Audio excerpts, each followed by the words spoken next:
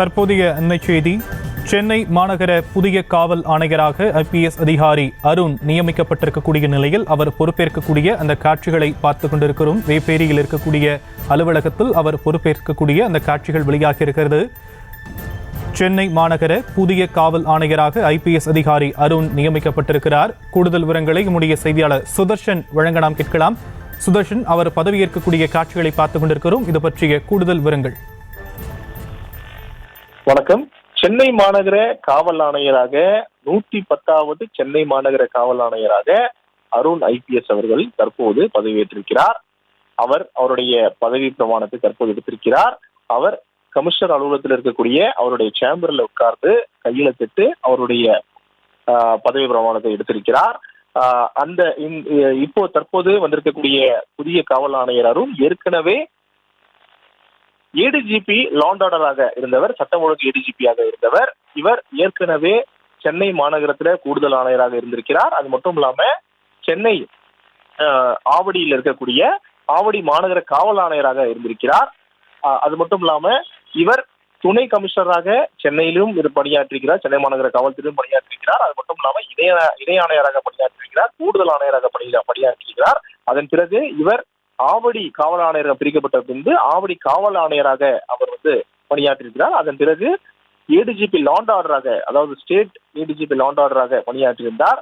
இவர் முதலமைச்சருடைய குட் புக்ஸ்ல தொடர்ந்து இருந்து வந்தார். அது மட்டும் இல்லாம முதலமைச்சருக்கு பிடித்தவாறு இவருடைய பணி மிகவும் பிடித்த இருந்த காரணத்தினால அவருக்கு தற்போது இந்த பதவியானது வழங்கப்பட்டிருப்பதாக சொல்லப்படுகிறது.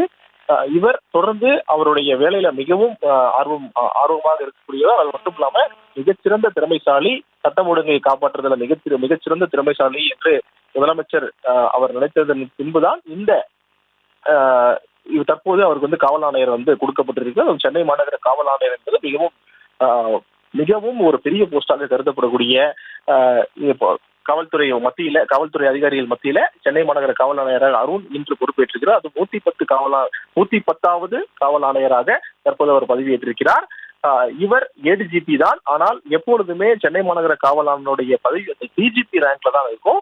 ஆனா இவர் ADGP ரேங்க். இவருக்கு ஒரு வாய்ப்பானது வழங்கப்பட்டிருக்கிறது. ஏற்கனவே சட்டம் ஒழுங்கு சென்னை மாநகரத்துல சரியில்லாத காரணத்தினாலதான் தற்போது இவர் சந்தீப் ராய் ரத்தோர் மாற்றப்பட்டு புதிய காவல் ஆணையராக, அதுவும் ADGP ரேங்க்ல இருக்கக்கூடிய அந்தஸ்து ஒரு அதிகாரியாக இருக்கக்கூடிய அருண் தற்போது இந்த காவல் ஆணையர் இந்த பதவிக்கு புதிதாக வந்திருக்கிறார். அதாவது காவல் ஆணையராக பொறுப்பேற்றிருக்கிறார்.